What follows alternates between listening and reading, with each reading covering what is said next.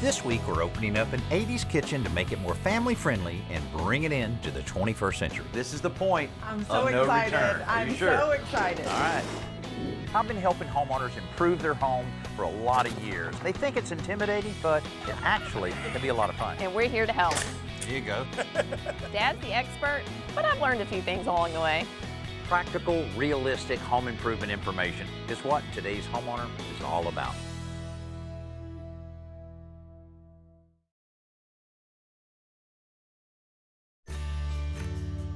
For 4 years, this house has been home to Jason and Beth Quave, along with their son, Aiden, and their daughter, Laurel. When we moved into the neighborhood, we really liked the layout of the house. It just had the space that we needed.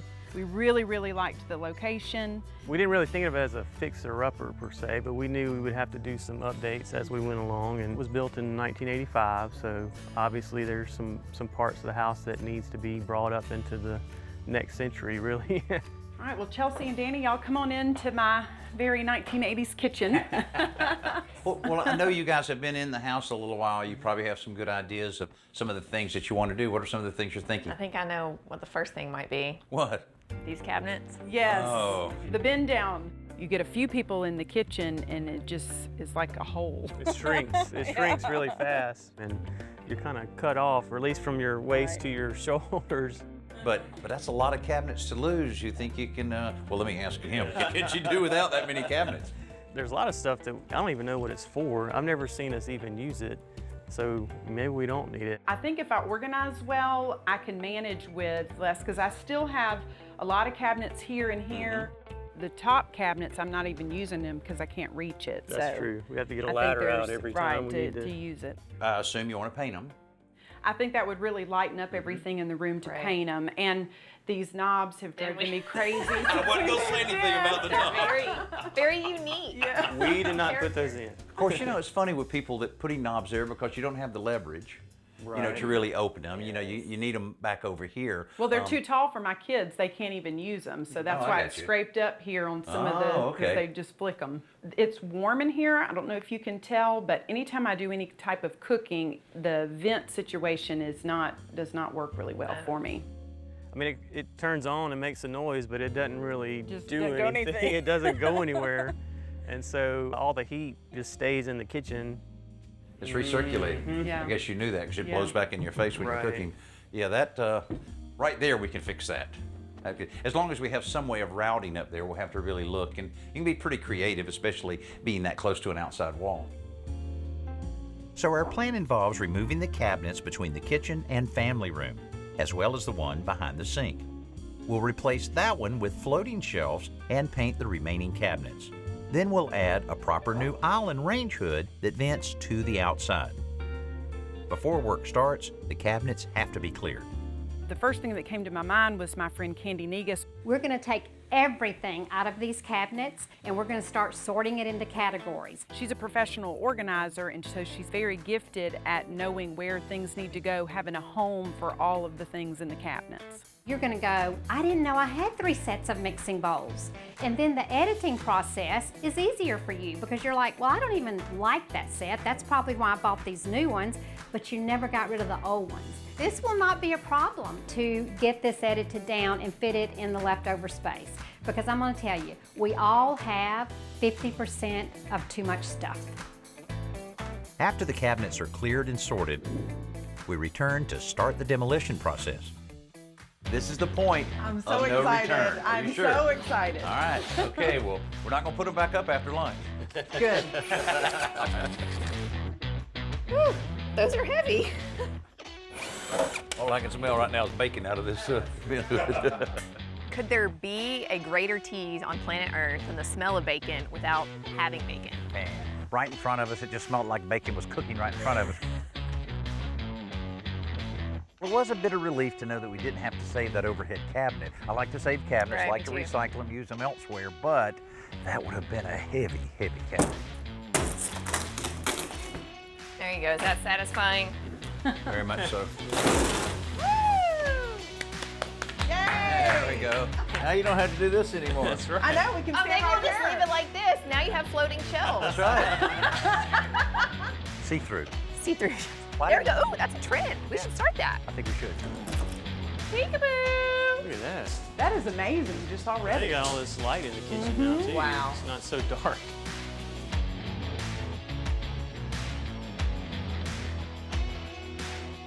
And the whole room looks bigger because the vaulted ceiling on the other side. Look at that.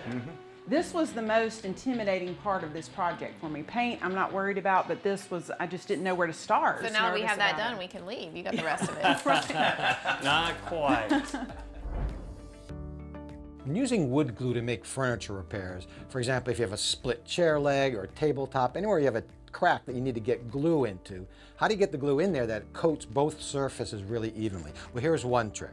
First, get the piece that's split. In this case, I just have this board that I'm going to be building a project with. Spread it open a little bit and put in the wood glue.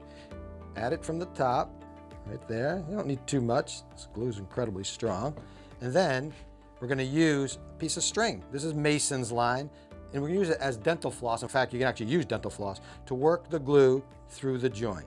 So you just go up and down. You want to make sure you go all the way down to the bottom. Don't worry about that excess glue. If you need to, you can always add more glue, but that looks about right. And now, of course, you want to clamp it so that split stays nice and tight. There, just like that. And that's what you want to see. When you see a fine bead of glue along the entire joint, that means you have enough glue in there.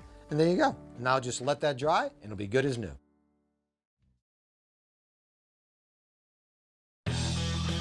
We're opening up Jason and Beth's kitchen, and the first hurdle was removing a massive cabinet that separated it from the family room. Danny makes it look easy. Just Sure get your does. hammer and bang on it till it falls down. Therapy, I tell you, therapy. Beth wants to replace the remaining cabinet over the sink with floating shelves, but we've discovered a little snag. It's weird, isn't it? Oh, Yeah. interesting. The cabinet is like in the sheetrock. Here's what I think's happened. There's actually studs right in there. Right. When they measured this, they forgot to add for the drywall. Oh. So they got out here and said, I can't cut the cabinets down. So they just took the drywall off right here. This thing is nailed, screwed right into the studs. Right, yeah. So we may pull this off and have a big hole in the wall. So how are you on drywall? You good? You finished drywall real good? Oh yeah, I'm a pro at that. I thought you specialized in removing it. Maybe I'll do that and I'll let you do the popcorn removal. sure. Okay, that's it. Okay, you good? I got it. We did it. Oh, it's not as big as I thought. Yeah, that's what I was seeing. That wall might have been just a little bit out of square, and that's how they squared it. So while I grab some drywall, Jason gets started scraping the popcorn off the ceiling, something he already has experience with. When we moved in, that was one of the first things on our list was as we go through each room, we're going to take that stuff down. What I found out in my house, since the ceilings had not been painted before, a little warm water and a little bit of elbow grease, it just comes right off. Meanwhile, Beth and Chelsea are removing the remaining cabinet doors so they can be painted. Do we need to label these doors as we take them off? No, it never really works out. Previous kitchen projects we've worked on, we went to great lengths to mark the doors and try and keep up with the markers. It just doesn't work when you're painting both sides of the cabinet doors. Since there is a lot of variation in cabinet door sizes here, it shouldn't be that hard to put them back together. While they move the doors down to the garage for painting, I began replacing that missing drywall. Okay, well, we're gonna take off all this stuff and throw it away, right?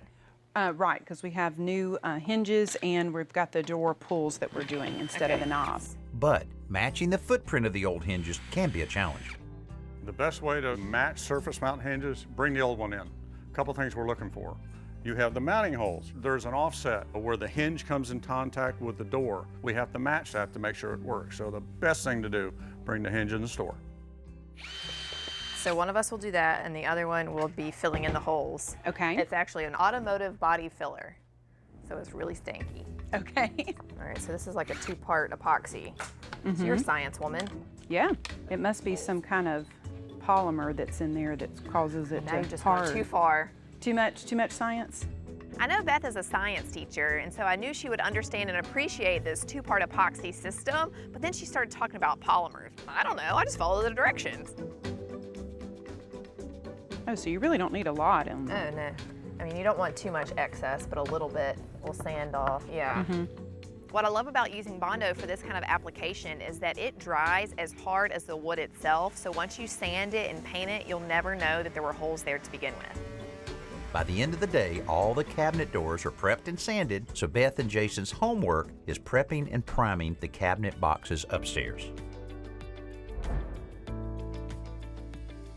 Everybody wants quality water to drink while you're in your house. And that's why filtration systems are very popular, whether it's coming from your faucet or on your refrigerator or even a handheld like a pitcher or a bottle. But what if you want to filter all of the water that comes into your house? Now, long ago, a whole house filtration system was very expensive and hard to install. Not anymore. GE has a whole house filtration system, and it is compact, lightweight, and very easy to install. It comes with 2 couplings, and all you do is you snap these on either side here. It connects to your water line that comes into your house and then out through your house, and it is good to go. This filter filters out sand, sediment, chlorine, lead, just depending upon the model. Another thing that I think is fantastic, it comes with an app that will alert you if there's a leak in the house. If you also want to shut that water off, it shuts it off right here at the system, and it'll also remind you to change the filter. So if you're looking for a whole house system, this is a good bet.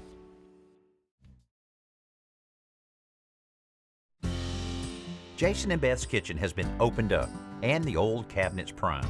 Now it's time for the doors. All right, let's get into our little paint oasis. Okay. In my opinion, the only downside to using a paint sprayer is the unseen overspray. So we're going overboard here by creating a paint tent inside the garage so that they don't find little paint dust later on all of Jason's tools. So we'll spray a few at a time on the table, then we'll set them on our drying racks. Okay. And then once the first coat dries, we'll flip them over, do primer on the backside, and then we can do the finish coat. The sprayer we're using here is a little bit different than ones I've used before because it's airless, and all that means is that it's going to be able to throw more paint on the cabinet doors, and we'll be able to finish a lot faster. The spray gun that we used was fantastic. Everything went on smooth from the primer coat all the way to the top coat.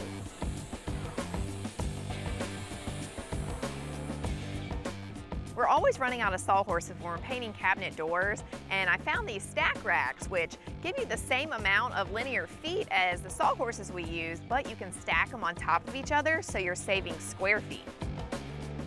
Meanwhile, I'm cutting an access hole for the new range hood. Okay, so you paint till 1:30 in the morning, I understand. And you're back at it this morning. That's pretty good. Yeah, we're trying to get it done. I got my paintbrush and got in there first thing to go ahead and get started because I didn't want to have another late night. Well, Chelsea's about to come up and we're going to tackle this vent hood. Now, traditionally we usually have the homeowners that go up on the roof and cut that, but since you're busy, I'll take care of it. Yeah, I really need to get this done. The thing that keeps people from actually venting something properly is kind of what we are having to go through now, is going up through the second floor, up through the roof, and then getting on the roof when it's 96 degrees. Nobody wants to Nobody do wants that. to do that, but I'm glad we did. Yeah. I mean, cutting into your roof is scary. Not cutting into somebody else's roof. It's not scary. Now that I have the hole cut in the roof, I can start running my vent pipe, and man, I hit it lucky here. I didn't hit a single ceiling joist or roof rafter. That never happens. But you know, when you're putting in a vent hood in an area like this, it's so open, you have to make sure you're buying a large enough vent hood. You're not buying it just for this size, you're buying it for basically this whole area. We're gonna be in good shape here, and this should go in pretty easily.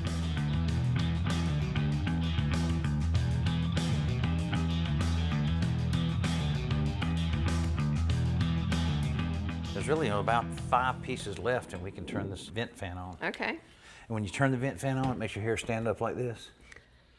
If you choose one that's too strong. You're so weird. Are we talking real hair or fake hair? This is real. Here.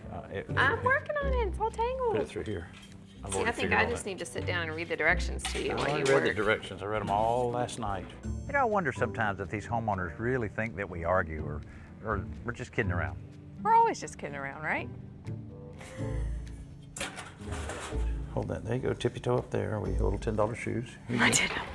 Hey, you're just jealous. I've ruined a lot of pairs of shoes on this show, and so I figured I should just buy cheap ones. That way I won't be so upset when they get messed up.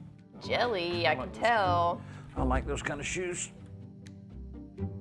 Right, you gonna be able to hold her there now? No. Okay, that's 11 1/4. You aren't gonna pull your joke where you like have to run off and go to the bathroom or get just some about water to. or something, are you? I need a soda. If he's done it once, he's done it 1,000 times, and I am not gonna fall for it. What? What? Here, hold this, I'll be right back. I need some new jokes, don't I? You do. Once we mark the holes in the bracket, we can drill pilot holes and attach the bracket with long lag screws. Here's a little tip I want to share with you. Put that drill down, and I'll show you. Instead of changing bits, you have 2 drills. Oh, you are so fancy. See here, look here. It just seems like such a luxury. But it's not really a luxury because once you have the 2 drills and use the 2 drills, you'll use them all the time. Just like any specialty tool. Once you have it, You get it once. can't do without it. Yeah. Okay, I see your point. Okay, good. You should, all the time. Not just every now and then, but each time. But Now, see, there's no way that hood's coming down. When Jason's in good. here cooking and he's hanging around on the hood. Hanging he'll off still- the hood. You can't talk to him, he's kind of sleepy right now. Midnight painter.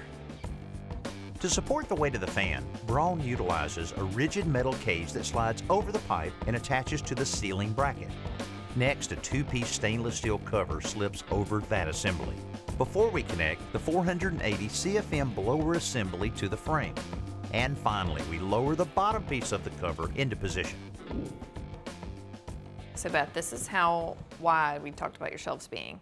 So we need to figure out how long. And these brackets need to be on the studs. So you might want to base the length of the shelves on that. What I Right. found is 1 stud there, and then I have one here, so that's right around 4 feet. Can I make a request that the holes go up and down, that Of course. they all look the same? Glad to do that. for you. Uniform? Glad, Okay. glad to do I think Beth Good would idea. appreciate it. that. Yeah. Our shelf brackets are made from ordinary galvanized pipe screwed into a floor flange. So while Jason and I install those on the wall, Chelsea and Beth create the shelf boards from 2x12 lumber. We do entertain a lot, and having the kitchen nice and open, Yes. it's going to be able to flow a lot better from the living Definitely. room. And now the counter's open, you have a little dance space on top of the counter. we don't no, talk that's- about those kind of parties. Did you really suggest to Beth that she dance on her countertop? You know, like ballerina. Oh, yeah, that makes it safe. Once we put the shelf boards in place, we install the new light fixtures, mount some more modern cabinet hardware, and hang the cabinet doors to pull this kitchen back together.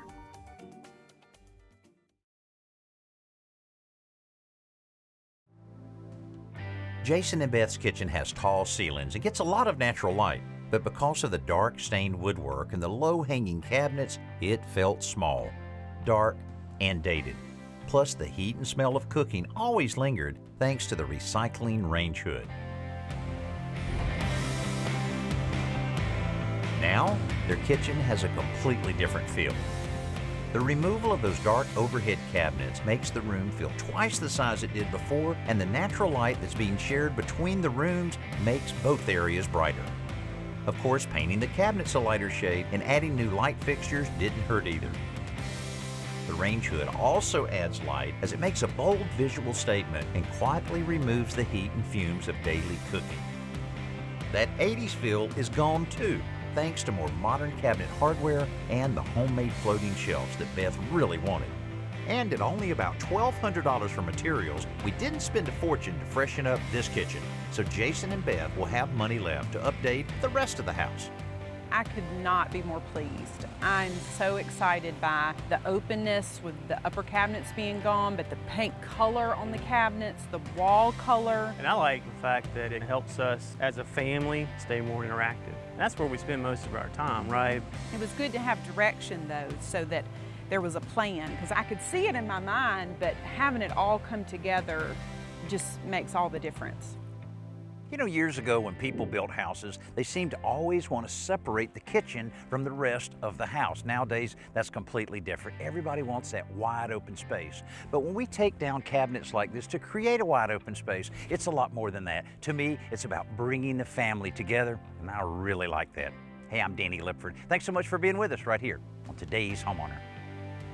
After just taking down just one cabinet door, I'm a little afraid of how heavy this cabinet is gonna be. It is going to be very heavy. We need a forklift, Okay. but it might be hard to get it in the door. Oh, yeah. But maybe a little baby forklift. A baby forklift. Next week, we're helping a young mom make her back porch more useful and relaxing. I think we're done. Are we good? Yeah. Maybe we don't need audio for that.